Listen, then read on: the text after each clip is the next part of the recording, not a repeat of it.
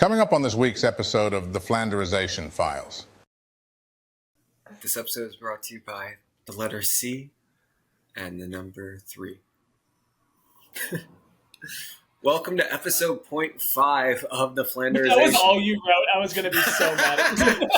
I slave over it for 10 minutes. Like, guys, I got to just let me write something down real quick. I'm cooking. Let me cook. Just That should have been the tip-off when I was writing, when you heard me go, You should have known. Like, that's all. It was all Henson-based. That's a devious, man.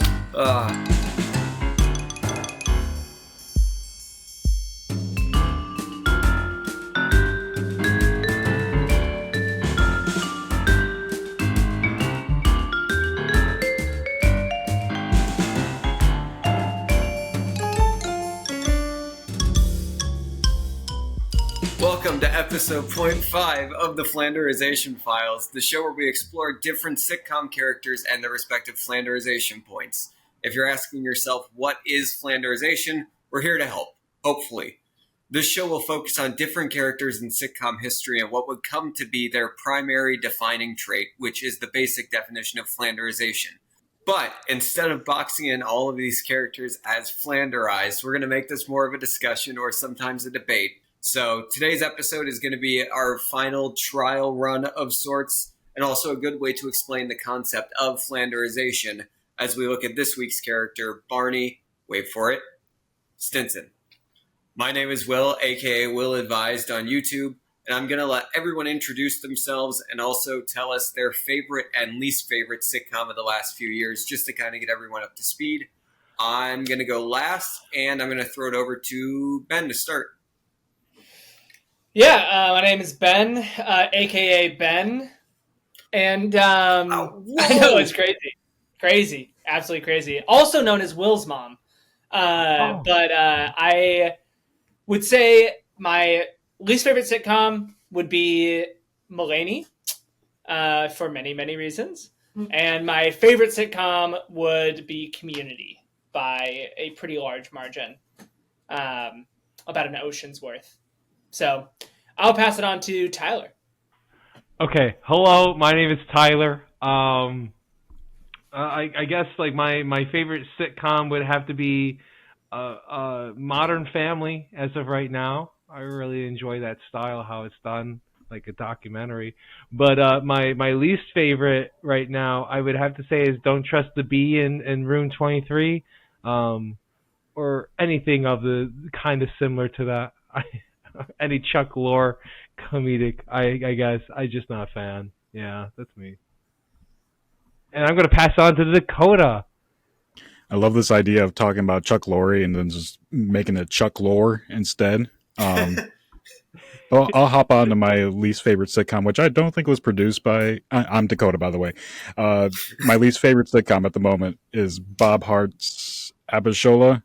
I hate that show. And when people said they cried during the series finale, they're lying to themselves. Who do you talk to that cried during the series finale of Bob Hart's Abishola? Many articles on E! News, Vogue, 17. Those three main publishers. I love them, but they were wrong. And then I will go on to my favorite sitcom, which is Only Murders in the Building. That's a Chuck Lorre show, right? It is. Executive produced by Steve. It's Martin. Yeah, Martin.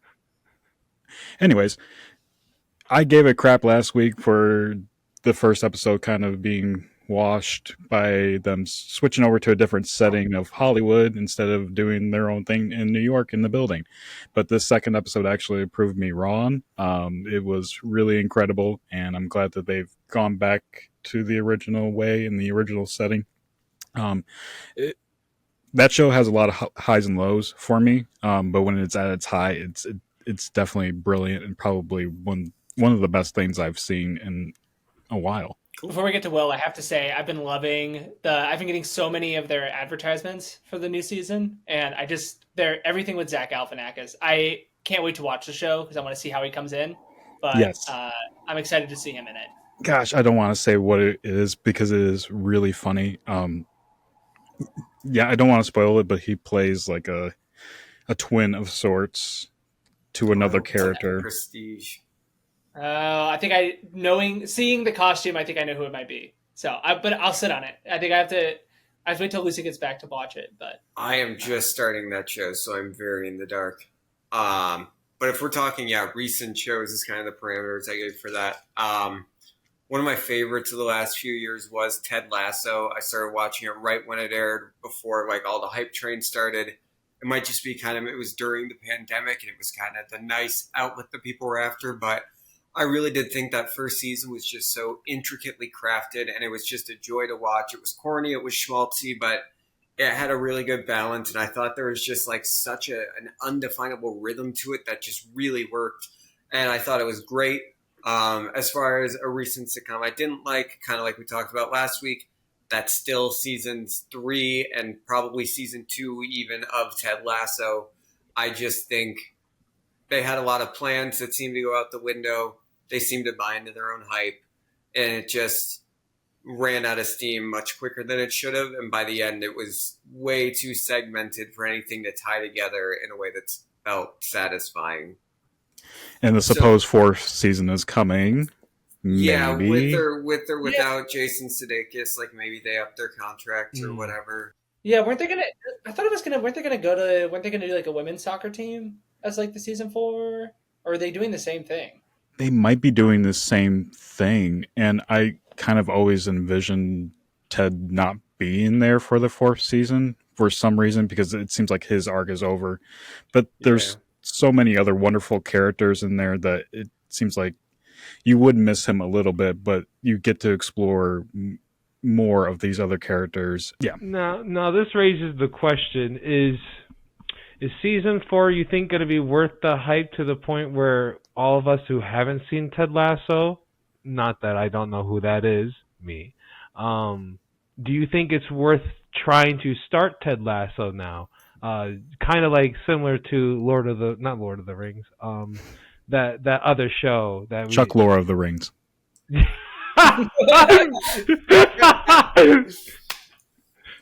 uh, To your point, I don't think season 4 itself is going to get like enough hype for everybody who hasn't seen it to watch it and try to get caught up in time for whatever this turns out to be.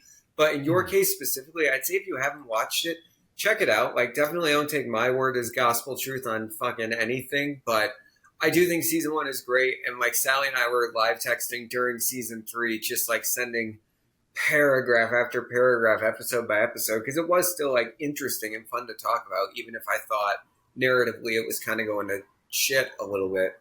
But I would definitely say if you haven't seen it, watch it. I just got another free trial Apple TV solely to watch that show again so I could talk about it in depth more here. okay. Yeah, I would say like I found that show because I've rewatched season 1 and 2 now, and I actually found it supremely rewatchable. One Like, is absolutely. I'm yet to have that Yep. one too. Sorry, I didn't mean to cut you off. no, it's totally fine. I think there were like aspects of season 2 that I haven't gotten to season 3 yet, but there were aspects of season 2 that I didn't catch the first time, and it was kind of like fun to go back and watch it. And I don't know, it's one of those things where like when you know what's coming, you can kind of like try to find and predict like what were they going for, and so that was kind of fun to do. But yeah, season 1 is like I could rewatch that season as much as I'd like.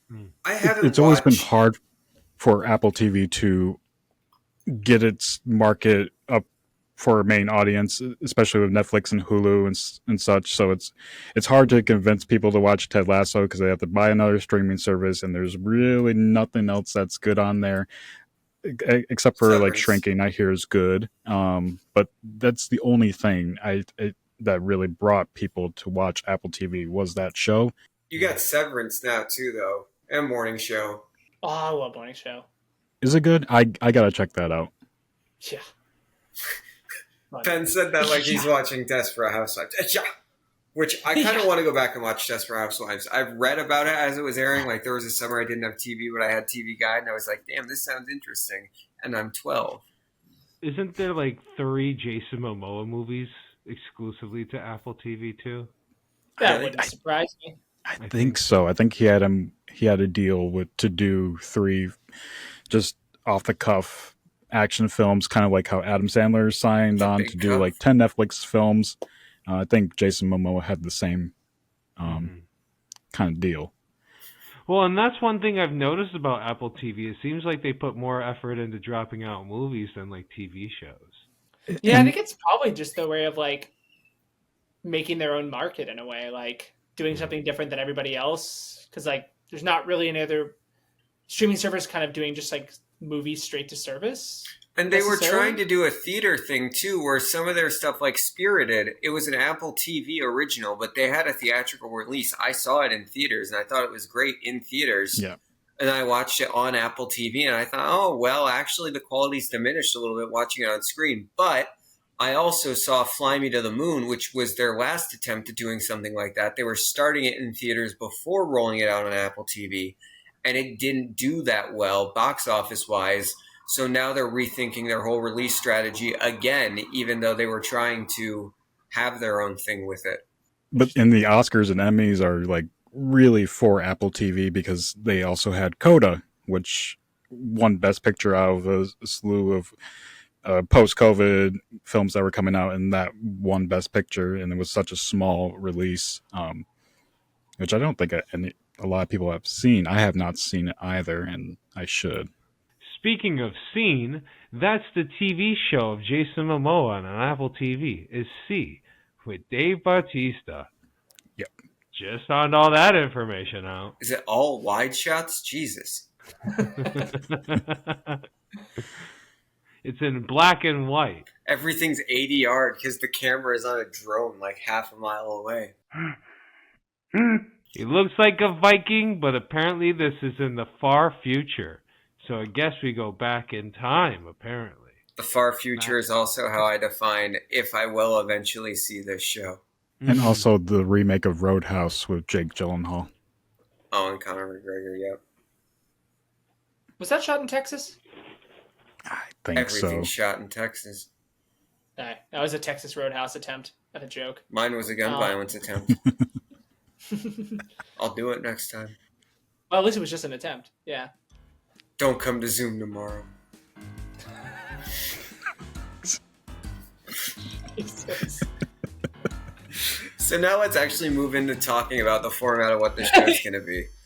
Well, we talked about what it's going to look like, how we're going to talk about Flanderization for each character in each show, and kind of the loose idea the four of us have come up with so far is each of us each week is going to bring somebody to the table, and we're kind of going to have to kind of state our case as to whether we think they are or not Flanderized, kind of have a roadmap ready to go and talk about a brief series overview, kind of where that character fits into the show at the start, whether they're the lead, the supporting character, and see how that Flanderization, or whatever you choose to call it, impacts the character, impacts the show. Even past that point, if they try to redeem the character maybe, or if it has a positive or negative impact on the series legacy as a whole. Just really different ways of exploring what Flanderization is and isn't, and make it more of a call it as we see it type of thing rather than a closed-ended fixed point. So to that end, we talk about Barney Stinson a lot just because when I originally had this idea as a video series, that was the ubiquitous example I was going to start with. He's pretty well known, and it's a really clear path, at least for me, to see how the guy who was kind of laughed at as like the cooler than cool, but didn't understand he was the joke, slowly became the focal point, and they really legitimized his whole worldview. I think the episode of The Playbook specifically is that point of no return for Barney as a character. And from there, you can really see whether it's him as a womanizer or him as one half of Barney and Robin, really see what that does to the show over time. And I think it's a good way to kind of explore what the format's going to be as we all bring something else to the table when we actually have our episode 1. Do we think that we want to choose specific episodes from the series to kind of watch, just to kind of find where the Flanderization is strongest in anybody's case for any character?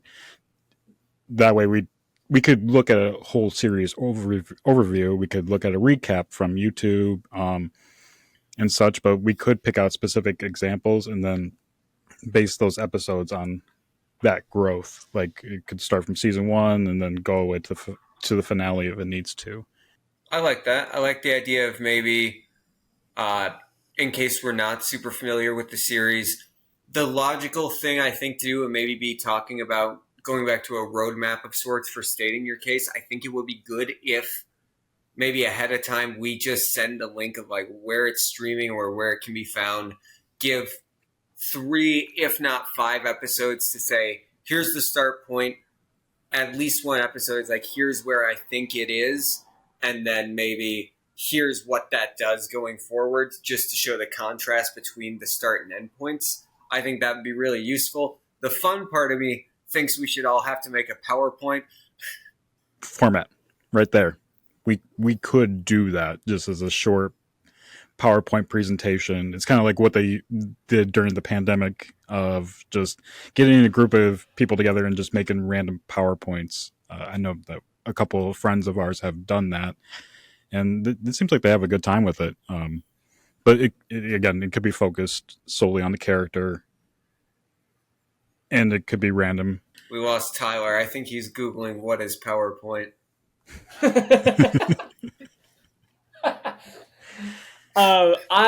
I really like the idea, and I think like it could be fun because like I think a PowerPoint makes it really like call the PowerPoint. All right, this week's case file, and then like the case file is like the PowerPoint, and you go through the case. Did you find what you wanted to? Did you find information about PowerPoint? Me? Yeah. Okay. Yes, you. No, you had to shut off Riverside so that way you have enough power to be able to download. Enough power, yes. Okay, yeah, because I only have enough power because I have 30 tabs open all at the same time. I'm not going to lie. They're all Google Slides. That's a lot of sodas. Started but hasn't actually done anything with. The individual slides for one whole PowerPoint. But the problem is every time I keep adding a new thing to each slide on each tab, it's not saving onto the next one. We see a wide shot around Tyler's computer. It's just 30 open cans of tab. You want me to share my screen? I'll share my screen. Oh, no. Every tab says Untitled 1 through 30. 1 through 30. No, they're all like, it's like watching a sorority girl's Instagram stories. It's just dots. Look at all these tabs. What am I looking at? Look at all these tabs. That's insane, but also, how did you share the screen 1,000 times? How did you do that? It's like when you look at one of those hotel mirrors and there's another mirror in the corner and you just go like 1,000 levels deep into the rabbit hole. I'm learning all of this at the same time. Yeah, I like that idea of doing the PowerPoint because I think it could be kind of fun to kind of I think it would make it clear. Make their own timeline. Maybe there'll be a separate Patreon thing. Yeah. Maybe we could stick to something easier for the week to week, something that we don't have to separately build on. And then if we go into a separate tier, that would be fun, like a separate, like a Let's Argue type of series. Yeah, I like that. So that could be more of like a long term format. And so I think just a good way of kind of representing different people, kind of running point as they bring a character to the table. I guess I can kind of do the same for this one with Barney. We can just talk a little bit about the start of the show. And I think if I were going to make a quick little roadmap for this, talking about who he was at the start of the series that really is emblematic of him as a character, it's like, I want to say it's like episode 4 or 5 of the first season, not 5, that's the club. I think episode 3 or 4 where he wants to go lick the Liberty Bell. Like he's just so dead set on having a legendary night. And he's just kind of a poser in a lot of ways. And like he's trying to drag Ted along with him to do something crazy and just get him to come out of his shell and teach him how to live. That was his big thing, is he's going to teach him how to live. And he's just kind of a likable loser who thinks he's a winner. And by the end of that episode, they do legitimize him a little bit by like with the caveat of, okay, it was a fun night, and we did end up doing something crazy, and I'm glad I had that experience to talk to my kids about 25 years later. That element's there, but it doesn't transcend the dynamic he has with the rest of the group at that time. It's more of an outlier. It's like an every dog has his day type of thing, but it doesn't change where he stands in relation to anybody else in the group or in the series as a whole. And then I think over those first few seasons, I would say up through season 3, he's fairly static as a character. There's moments of growth where we see him humanized, where he's secretly the factor that gets Marshall and Lily back together. Half his Price is Right showcase goes to their honeymoon. All that different stuff that works in his favor and makes him less of a scumbag with all the other stuff he's doing, which is still womanizing, but isn't like the criminal level that we see later on. And then season 4, he has the whole arc where he's in love with Robin. It's one-sided and it's not expressed until the end where they get together. They rush their relationship towards the beginning of season 5. And I don't think that was really explored to the fullest extent. But when they get to the playbook, that's the point where I think they really do mythologize and legitimize Barney in a way that just changes the rest of the series. So I just went seasons 1 to 5 pretty quickly, hitting a couple what I think to be key points in between. What do you guys think, based on what you remember about the show? What stands out about Barney, either as a way where he wasn't taken seriously or when they did start to really hone in on that factor and he started to eclipse? What do you guys think? No, so like I definitely think there was a lot of key moments in episodes leading up, like it wasn't putting that on him. He wasn't being Flanderized right up to the point, but I feel like there was a couple that was adding up to like, well, this is what we're eventually gonna get, right? And I think one of those was probably like when we got to meet James, Barney's brother, for the first time. And it was clear that Barney was like all about single life. That's it. You know what I mean? And so like, I feel like that was a little tier step into the direction you're talking about. But I think it was the failed, if we're going to be real here, I think it was that whole failed little arc they tried doing with him and Robin, that kind of slowly spun it into that. Because like right after that, after they broke up, it was like the call my number on the football screen and everything. And I feel like all those were happening before the playbook. Close. So the playbook is the episode right after Barney and Robin break up. There's the rough patch, and then there's the playbook. Okay. So that's in like October, November of 2009. Okay. Yeah, 2009. And then he's on the Super Bowl, with the thing that says CBS, call Barney Stinson with his phone number. That's February of 2010, and that's where it ties into the second half of that season, where Robin starts dating Dawn, Ted's trying to find a date, and they do the rabbit or duck thing, and Barney's phone is blowing up with all those different women calling him. And again, that's when it starts to your point, pull focus. The thing that happened at the Super Bowl is now Barney pulling focus for the plot of the episode, and Ted's main plot of finding a date is relegated to like runner status almost and treated more as the joke. Yeah, I feel like we can look into that in terms of the writers, to whoever is writing these episodes and trying to recognize their growth even within the script of itself. I think they were onto the right path. I think they did a good job. I think they found what bits were working the best for the show and said, how can we keep it going, right? And then the reality is those Barney bits about the bro code and everything, and what was it, the brotel or whatever they called it, where the sexless innkeeper. Like a lot of those came all around the same time as once we got into the whole bro code and having it in every book inside every single hotel around. And then even like lampshading it in the show of like he ramps up for something and everybody around him says, oh, this is going to be another fake story. I would be curious to know if like the writers... Sorry, I'm kind of losing my train of thought with this. If the writers intended for Barney to be there for the entire series overall, kind of like a Aaron Paul Breaking Bad situation where they wanted to kill him off in the first season. What did they want to do with Barney at first? I'm happy you mentioned that because it almost seems like that's what his character originally was. Like when you even look at the credits in the very beginning, it says the credits of everyone in the show and guest featuring. I hate that I know so much about this, but that title in the series is part of a contract negotiation. So at that point in all their careers, it would be the most established actor, kind of the draw. So at that point, it would have been between him and Allison Hannigan to get that part. Now, I read Neil Patrick Harris's book where he talks about what the role was supposed to be.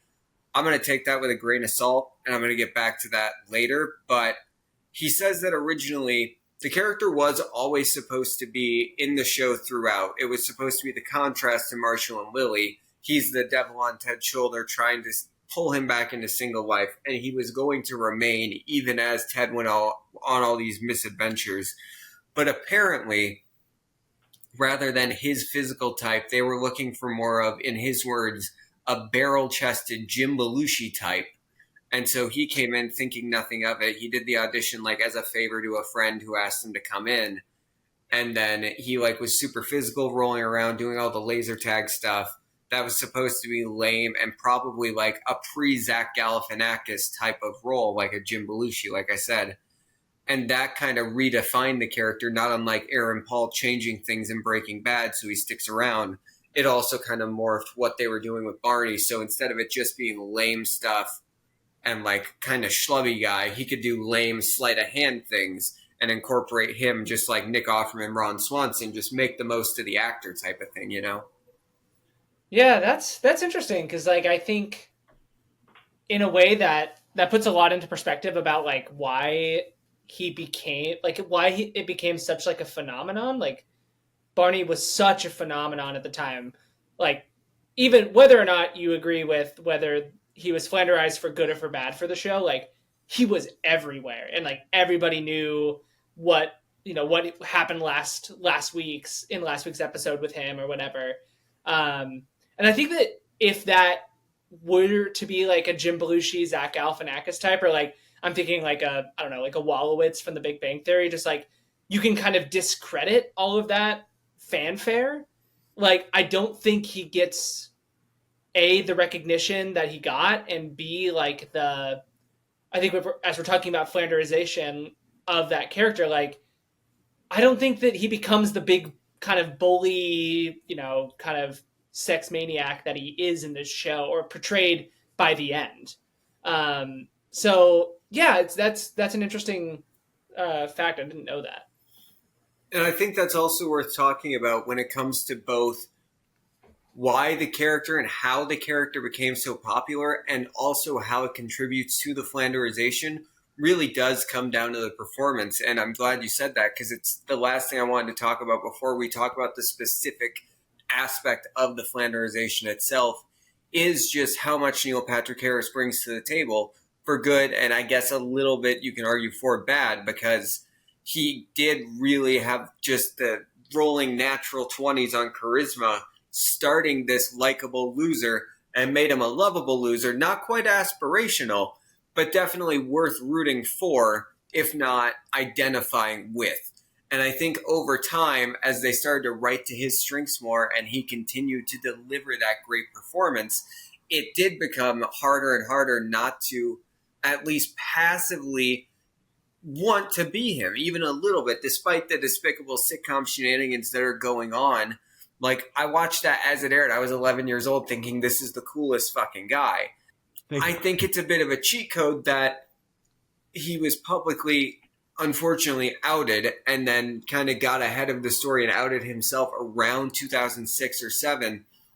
And so that was kind of, I don't want to say a scapegoat because I think that's really insensitive, but a conveniently timed caveat to say, like, almost a way of saying, despite all the things the character's doing, it's okay because he's gay in real life, so he's not actually a danger to women like he is on the show type of thing.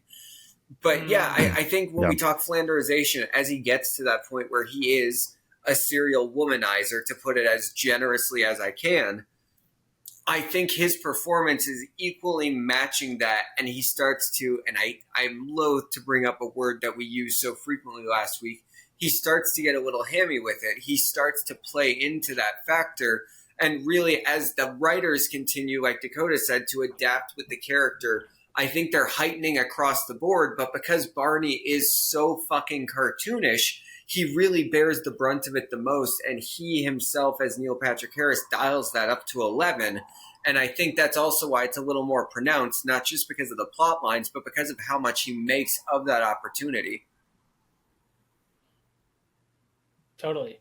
Totally. And to that, I mean, I think that, when we're talking that everybody's growing and building throughout the seasons, I think the reason too that he becomes so Flanderized is like everybody else. I mean, I would argue that everybody else stays very relatable and like real. Like they're growing, but like as you would expect a normal human being, with of course the fact that they are on a sitcom, but like they grow as you would like expect people to grow. But he doesn't like. He just gets louder. He doesn't grow in any other like aspect of himself. He just becomes a louder, more boisterous version of that. And so like yes, they're all growing, but it's like he's growing in a very different way Yeah. than everybody else, which just because of that makes it so obvious and stick out like a sore thumb. Yeah. And to that point, like he doesn't really grow as like a normal human being doing normal human being things like having a great job, having a great relationship, or getting married or having children. Kind of like I'm not really sure how the other characters end up. I mean, Ted has children, of course. That's the whole point of the show. But Barney does not fall into that. It could be typical for the other characters to fall into that, but why was Barney not a part of that while still kind of being who he is?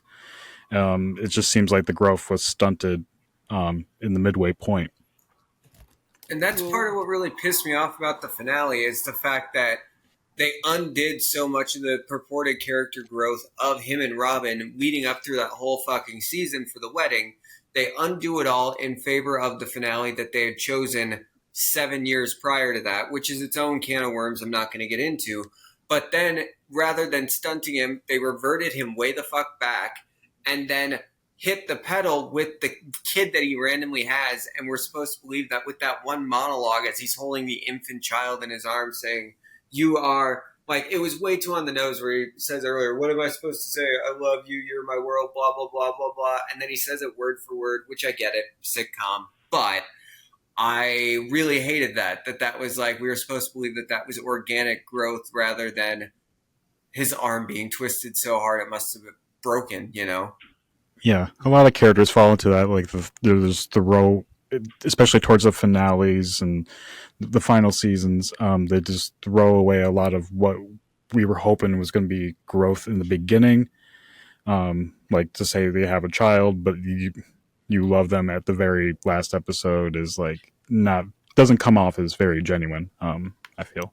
And as we're going into kind of long term about him, like they did, to the writer's credit, try to save him because like I'm thinking like in season 6 they have a whole kind of arc about like how his womanizing habits are because of his like childhood and his father and stuff. Like there's a whole arc about that, but it felt like just a little not enough too late. Too little too late. That's the phrase I was going for. Like if they had kind of established that early on, but where everybody else, those kind of early character things are established and then continue to go with them throughout the previous 5 seasons. They're like, oh, remember this thing that sometimes gets brought up?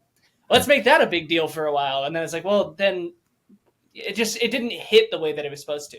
Yeah, over time, his new rules for everything sounded less fun and bro code and more like Bill Maher, like where it's just like it's more of a diatribe than like anything you even want to half buy into for the fun of it. Like it just became exhaustive. And like I don't know. While we're I guess on that topic, I think in order for a character like this, a supporting character to become Flanderized, it exists as much as it does in heightening the entire series as it does, like we talked about.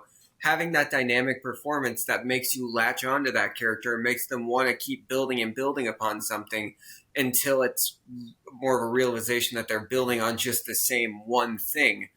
But to that end, because he was somebody that was able to transcend into that point, did you guys have any specific thing related to that core characteristic or hopefully maybe even something else about him Do you remember anything that sticks out that made you like Barney? Like any funny jokes or plot lines, or just something that worked for you prior to that point? I think it had to be the mannerisms and just how he did the things that I'm awesome. Just like the little the quirkiness, I guess you could say, the over theatrical little gimmicks that he would throw out there. So I think that was the part that you enjoyed, or his whole little fascination with the suits. Everything was a little game. They all had their own little games that they just kept picking and picking, and it was fun at first. And then, like you were saying, Ben, I just feel like how it felt like they just kind of, instead of progressing his storyline, everyone's getting progressive storylines, and then his was just like, we're going to turn his little hobbies 100% into the show itself. So like the magic gimmicks, because he went to like, it used to be, oh, he also likes magic on the side, to then it was everything was magic everywhere. The bro code, The all laser over tag that almost stops his rehearsal dinner, except surprise, it's a rehearsal dinner. Yep. And it's like it took away a lot from like those, like you're saying, those nice moments that we had, those nice beats, when he does confront his father, when he does the Bob Barker show, the first season when the videotape of Shannon. Great pull. Thank you for bringing that up. Thank you. I think there were some really great moments that really kind of showed, like, yeah, this was a guy that was clearly flawed, but it also gave you some reasonings kind of behind it that they were slowly building out. But then afterwards, it just kept going, oh, now I'm going back. They just kept reverting them back to the same Barney when it wasn't, oh, we didn't like that progressive arc. After Nora and everything, too, he went straight back into that whole playbook thing. And I hated at that point the proposal playbook too. The fact that they used the playbook as the crutch for that god awful gaslit proposal that was supposed to be romantic, and it was all just I was pretty checked out of the show. By the time the autumn of breakups hit leading up to that shit, I was just about done. No, and who did he do it with? Roberta was her name? Who the fuck was that again? Therese, oh my god. Patrice, you just don't remember because Robin's Either not way, it was such it. a waste of a character and a storyline. I hated all of that. I hated that was Robin's joke later on too, was just she screamed a lot. Like, I liked that she was like tough and like guns and like, and there's a way to do that without her being just fucking hysterical all the time. But Daddy asked you, Patrice, about every single fucking thing got exhausting. And I think Lily's trait, because she also, I mean, they all got Flanderized, but like Lily was literally just a horny, sex-craved monster that couldn't get any for some reason. Like that was I feel like the joke of every single thing was, oh, Mama hasn't had any in a while. Yep, great quote, because I was going to say, as soon as she started referring to herself in the third person as Mama, there was no going back. And I feel like that goes all the way back to like season 3. Yeah, it really did. I think it started around season 2 after she came back and then was back in Marshall's arms and everything. That's when she started saying, like, Mama hasn't had any in a while. And speaking of when Marshall and Lily get back together, and speaking of little things about Barney that, to Tyler's point, get like brought back and exploited and just run into the ground, it's kind of crazy that Swarley was just a one and done thing. They got so much great use out of it that episode that I think if they leaned on it that hard, like even the rest of the season, yeah, it would have worn out its welcome. But it never gets a single callback. Like they call back every single thing in that show except Swarley. Yeah, like the slap bet that should have lasted like 2 seasons tops and kept getting extended and got its own fucking like. It felt like they were taking a second mortgage on the house trying to keep extending that joke. How did you feel about the finale of the slap too? How they ended it all together? Pretty racist. I mean, the episode's called Slappointment in Slamara, and yeah, whatever weird racist like like it's not even like they're making a commentary on like the weird shit in Doctor Strange, because that's what it's kind of reminiscent of. No, it's just like that but worse. It predates it. It's just weird and like tonally bad. Where they all play karate masters that have mastered the element of slapping, or what was it? Yeah, Oh God, I'm glad I don't remember this. Flapanese, Which sounds some like shit it, like that. the Dayman lyrics, but unfortunately, they were not masters of karate nor friendship. Yeah, I would say like for Barney, to your much earlier question of what were some things I liked. Like I think the thing is like his like womanizing habits. Can I even call it a habit? I don't even know what you would call that. But Tendency. like they always had like a reason. Like he was always like scheming for something. It sounds like you're talking Like about a serial killer who went off the rails. Like, it used to be like there was a clear through line, and now it seems like he's just doing it for the thrill. There's no premeditation. He stopped leaving ransom notes even. There used to be a procedure, and now he just kills. Yeah, the love's just clearly got taken out of it. He's just killing to kill. um, I feel like like he always had. It was like there was something behind why he was acting in those ways. Like he was always trying to get some other reward beyond just like the fact that he was gonna get to sleep with a woman at the end of the night. But like for me, I think like it really came to a head in season 3, like near the end of season 3. Or maybe was it the final episode where like there's a woman, gosh, I should have looked this up before, but like there's a woman who like does him wrong and then they all do like a NCAA bracket to try to it's her. towards the end of season 3. It's like midpoint, which was also the season that got cut short by the writer's strike. So it's like I think season 3, episode 12 or 10. But yeah, the bracket.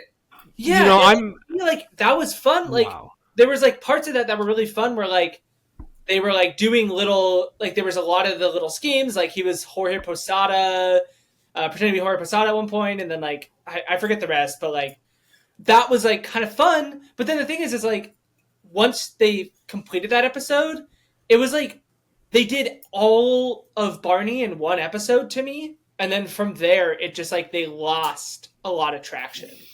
And that's a great one to bring up because not only does he get a genuine moment of redemption where they literally play a song at the end that goes, "One shining moment," but he gets, a legitimate chance at apologizing to this woman that he thinks did him wrong, and then it turns out it's not actually that woman.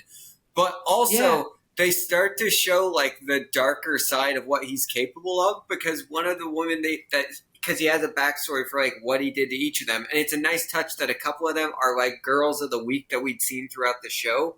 But one of them that we didn't know, not only had she already started dating her now fiance when she and Barney hooked up, but also that's the one where I think they were camping and he got in her car, and took off, and like he heard a bear, and like he left her for dead and stole her car. And this is season 3. Like, yeah, we're in bracket territory, so already it's starting to get heightened to the point where there's some lore involved, certainly, but they're really commenting on like how far they've fallen that they're participating in this bracket, but also not denying the fact that it was entertaining. So that's a really great pull because you're right, that really does encapsulate all of him in a way that we do see expanded upon in bad ways over time, but never as crystal clear of an opportunity to like make something of it as they do in that.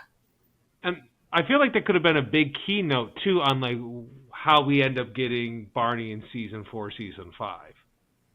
Like that I feel like that's another one to add into the books of like this. That was a little extra something added to Barney's character, and that's how we end up getting the playbook and everything too. Because they kind of touched on those a little bit, and then when they found out, oh, this is the game we could be running with here every single episode, that's when it really became like the submarine. You know what I mean? Yeah, exactly. It's like they had multiple games they could have gone on instead. Like there was a lot in that episode they could have played on, or honestly, just like there was nothing. Okay, there was a lot wrong still. Well, potentially going into that episode, but like they could have continued on just like having him be like the schemer for a season. But like they decide to like go into those things, and it just like it's like it almost feels like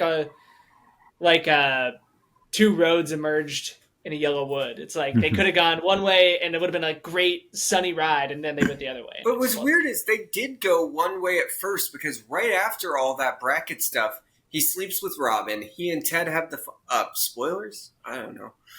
he sleeps with Robin. He and Ted have the falling out, and then their moment of redemption for each other as friends is when they both get in the car accidents. Ted gets T-boned, Barney gets hit by the bus, and that's also where it starts him and Robin, where like that's the moment between them in the season 3 finale. That he just looks at her and they have this moment in the hospital room, and then season 4 is kind of a course correct where he's dead set on he's still doing these things, but to your point, Ben, it's shallow, it's reductive, there's nothing behind it because he's pining for Robin, and that was interesting.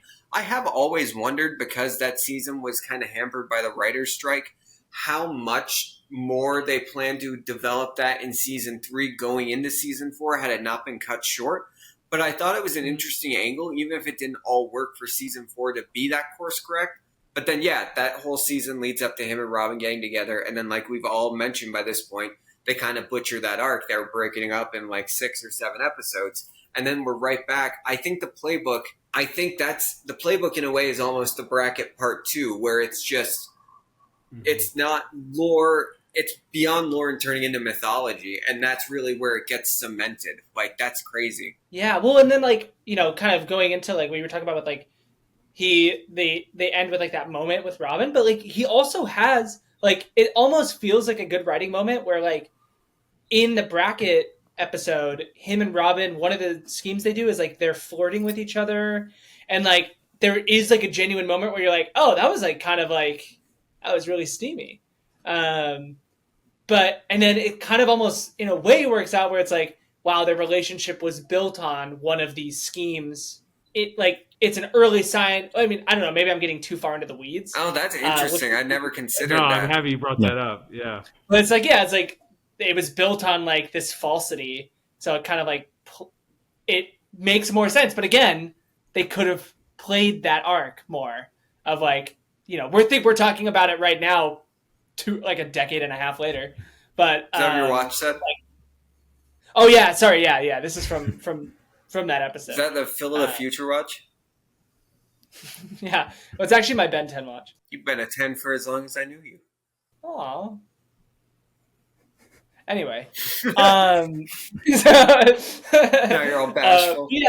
Oh, I haven't watched Snow White. The new one or the old one?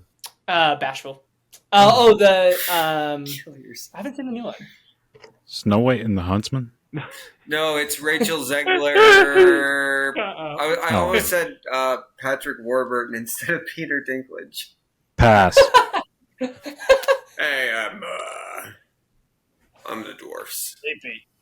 They couldn't pay for everybody, so they're gonna clone me.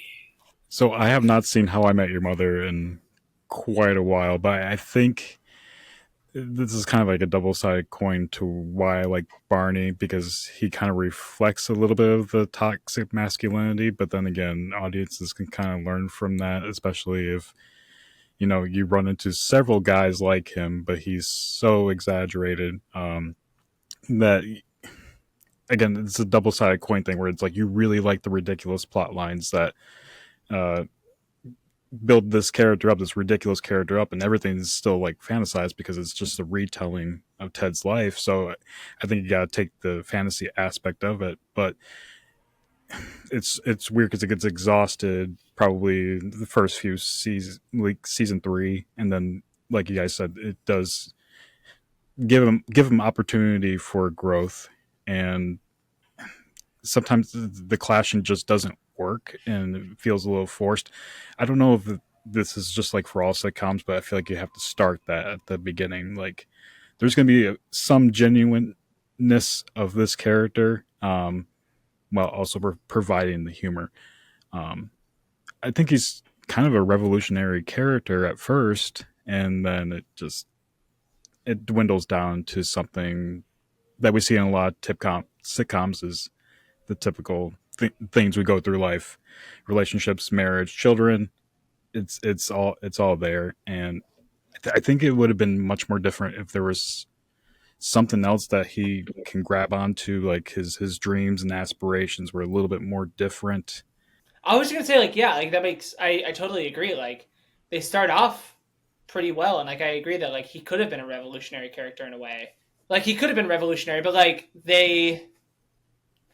the writers, to me, feel like they just kind of went, well, this is working. And in a way, it was, because the feedback they were getting were like, people are watching because they like this. Mm-hmm. Yep. So let's just keep doing it. And it's like, when you get that positive feedback loop and you're just kind of encouraged not to make the content better, you just, that's what you're left with, kind of a shell. I feel like that happens in all media, really. Yeah, and I think another great point that Dakotah brought up was the narrative structure of the show, where it's told in flashback form. And it's something that they use to their advantage a lot, where they really are able to lampshade it and show what the narrative effects are in real time and what Ted is censoring for the benefit of himself or his kids, etc. And also different times where he mixes things up or deliberately heightens things for the sake of whatever story he's trying to tell or lesson that he's trying to teach. But I think also, especially in the fan base, as they talk about some of these things online, there's almost this sense of an unreliable narrator just being a tacit, like a given of sorts, where some of these things are excused and maybe Barney is not as bad as he actually is portrayed to be. And a popular fan theory with that is like, well, he's the one who married Robin before Ted got back with her, so of course he's going to portray him as more of a womanizer and more in a negative light. I wouldn't even necessarily go that far, but I just think they use that format of telling in flashback with an unreliable narrator to such an enviable degree already that it just made sense to really use it to the nth degree. I think Ben's cat agrees. Any other big thoughts on Barney Stinson that we really want to explore? Anything we're really thinking about the format of this show as we're kind of working through it that we want to talk about as we start to... Yeah, is it hard to make a case for, like, to say a character is Flanderized but is being retold by a different character?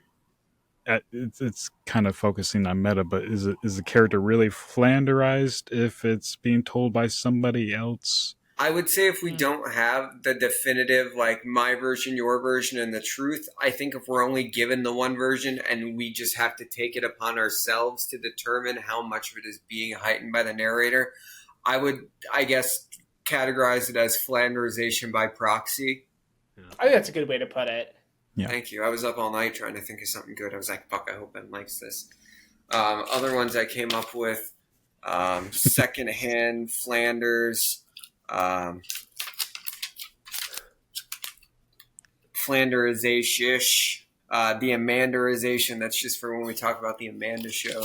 What a waste of a good gag. I think the one thing that we could quickly talk about, it sounds like we are sort of at a... I don't even know if we could say we're at a consensus, but, like, I know that in future episodes we've talked about, like, is the Flanderization bad for the show or good for the show? Was it necessary? Was it necessary? I think he's an interesting case, and that's why I'm excited to explore him deeper in another episode, because, like, in some ways I'd say yes, it turned a lot of people off to the show, and I think now, post final episode, many, many, many years later, like, you go back and you say, wow, that was a lot, and I don't like that. But I think when the show was coming out, it was benefiting the show, because they, the show itself was continuing forward and was doing pretty well, like, ratings wise and, like, viewership wise. So if we're looking at it from a purely business standpoint, I think it was in some ways either necessary or beneficial. But for an actual, like, archive the show, how good was that show? I think it is a bit of a black mark on the show. Yeah, I think you're right. I think it was smart for them to capitalize on it when they did. And really looking at the specific points I was talking about episode-wise, timeline that falls into like 2010, 2011-ish. That's also when Neil Patrick Harris is hosting all the award shows, when he's kind of red hot as an entertainer in addition to being an actor. So I think, yeah, it made absolute sense for them to really hone in on him as a focal point from a business perspective. Absolutely. I think by the end of the show, where he really had sort of eclipsed Ted in terms of narrative focus and the hype wasn't there as much, I do think it hindered the show at the time, and I think at the time that the last season was airing, there was a lot of conversation among the fans about that. Looking back at the series as a whole, yeah, it's definitely a black mark looking at Barney and how he as a character has aged, even if, it's supposed to be something we laugh at, not with, etc. But it's arguably, despite all of his faults, that's not the thing that people still talk about 11 years later that stops them from, or 10 years later, that stops them from wanting to rewatch the show.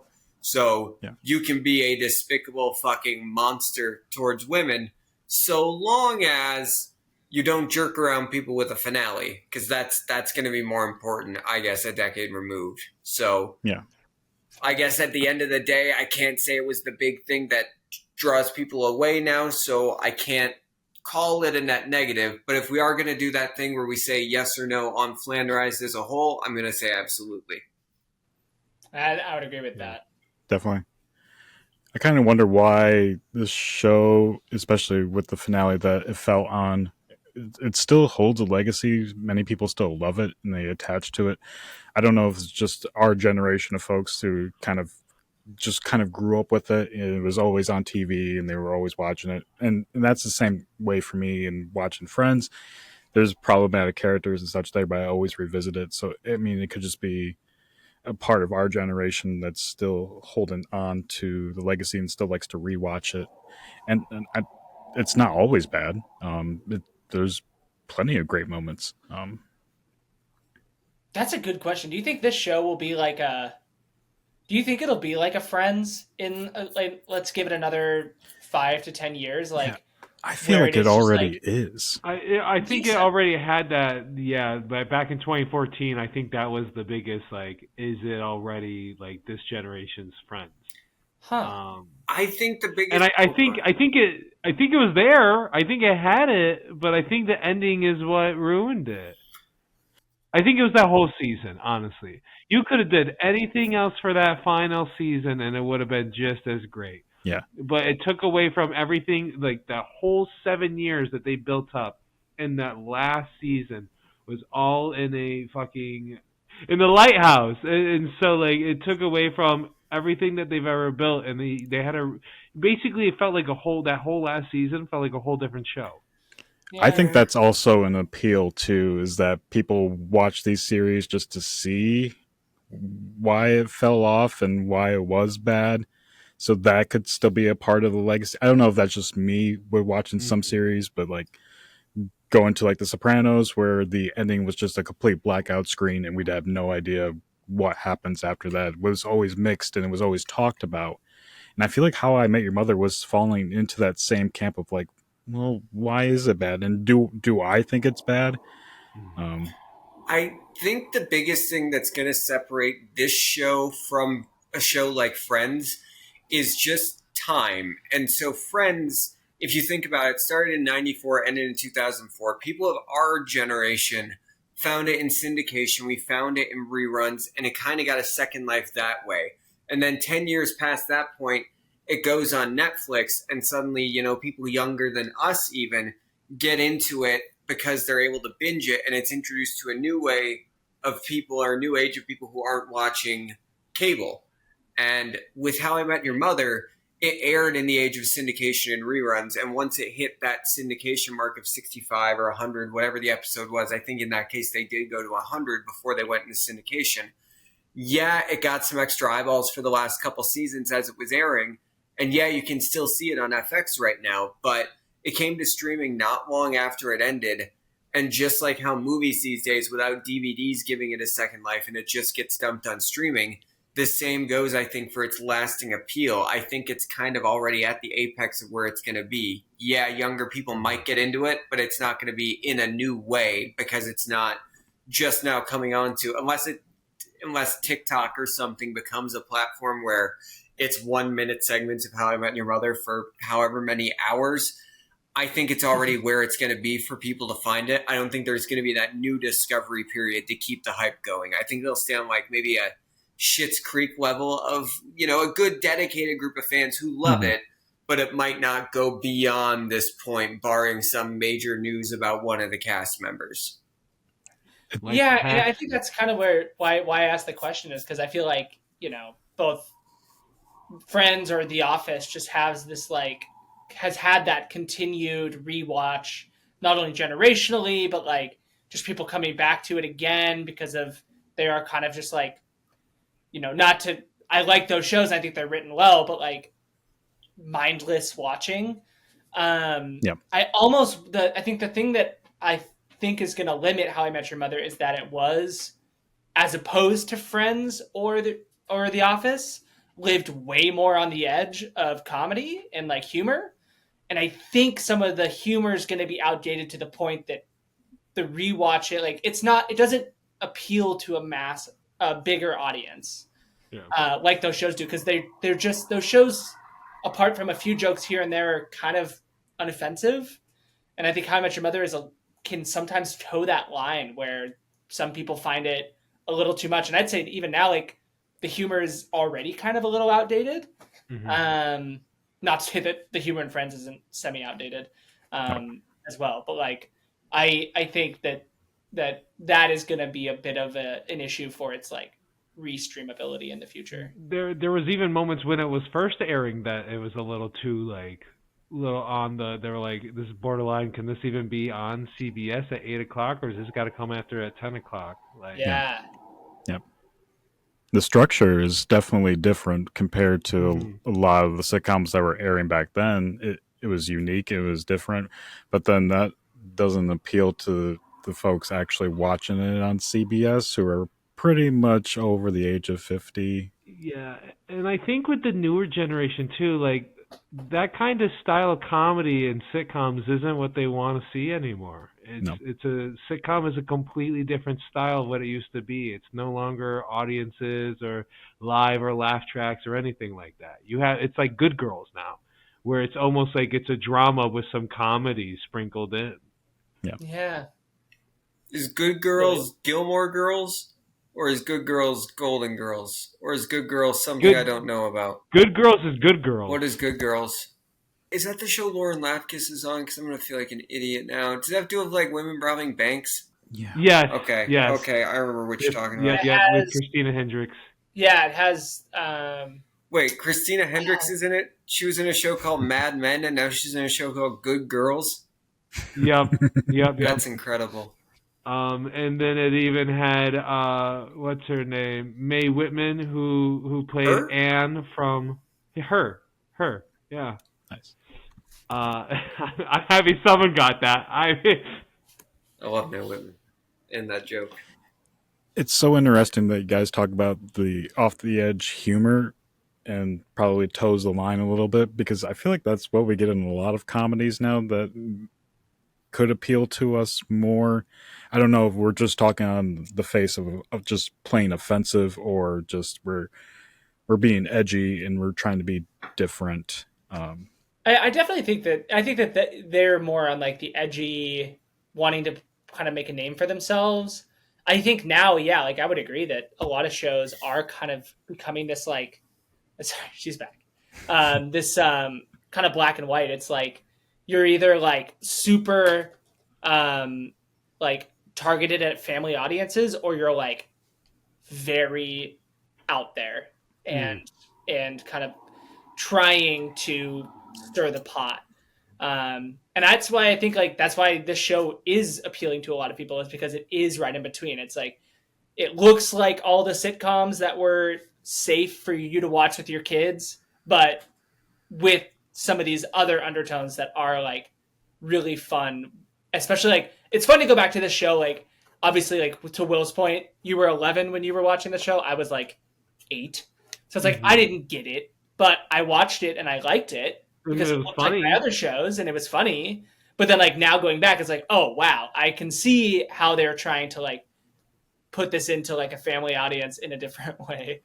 Um, Right, and so like she at the end of the day, I'm always going to have that relationship with the show too because it started when I was 9 or 10 and I watched it like April of my senior year of high school is when it ended. So like in a way, a part of me like growing up like was going to be inextricably tied to the show that I just really bonded with over my adolescence. So like yeah, I took the finale extra hard, but it was also just, it's always going to be there for me. So, like, as much as I talk about how much future generations will or will not find themselves with this show, like, I'm always going to have that soft spot for it, you know?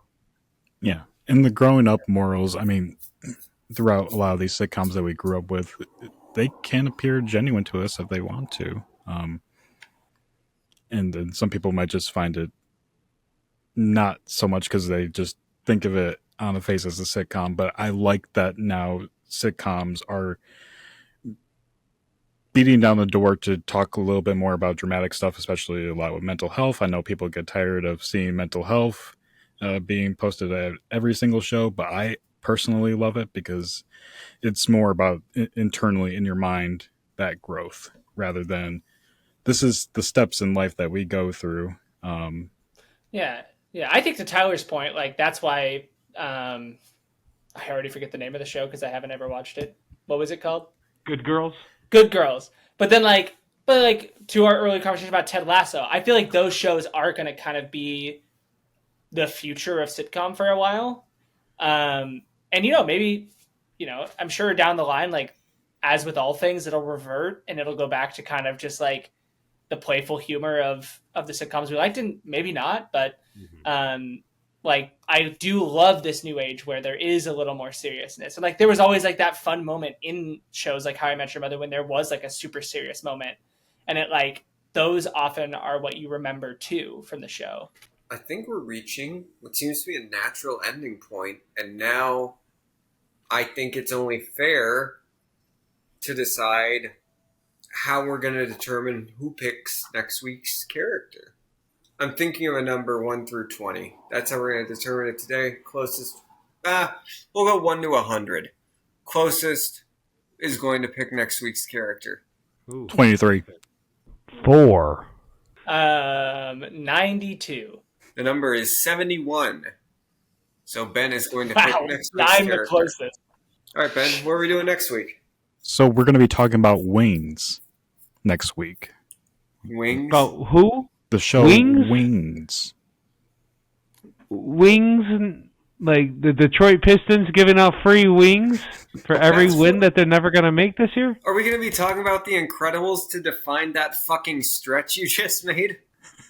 Okay, so are we talking about Wings as in like the sitcom about the people in the airplane? Yes! Yeah. Wow! That was my favorite show to watch at 3 a.m. All right, Ben, have you found the document? Because I can't stall with this fucking guy anymore.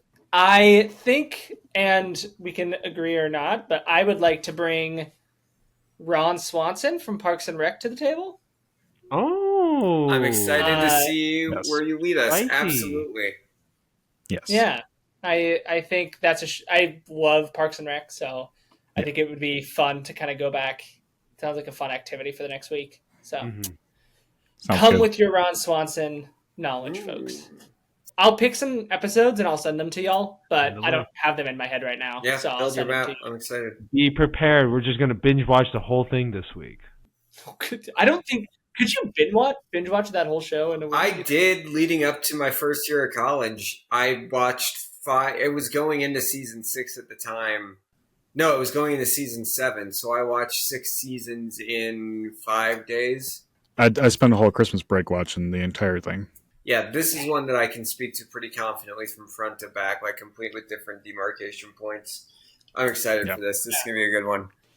All right, so it seems like we're just about wrapped up for this week, so I guess the only thing left to do is just thank you guys so much for watching or listening, assuming this makes it out of Riverside and actually onto streaming services in any capacity.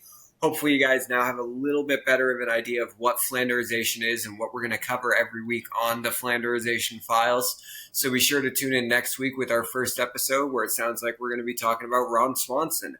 So the very last thing that we decided we're going to do before we sign off each week is we're just going to play a quick game of Mind Meld. And for those of you guys who don't know what that is, congratulations, you didn't do improv in college. I'm very happy for all of you. But for our purposes, what it's going to be is 2 of us are going to raise our hands. We're going to count down from 3. We're just going to say the first thing that comes into our head, no wrong answers. And then the game is going to be between the 4 of us, just finding the fixed point between those 2 things we shout out. And that's how we win. We're all losers, but that's how we win. And so I'm going to let 2 other people start. 3, 1, 2, 2, 3. Rocket. Crab apple. Okay. Rocket and grab apple. Yep. Crab apple. Crab apple.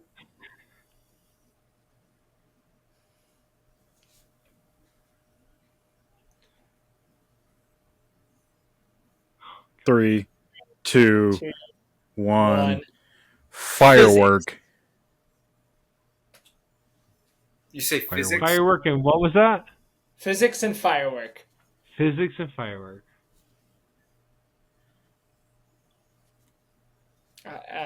Do it. 3, 3, 2, 2, 1. 1. Explosions. Reaction.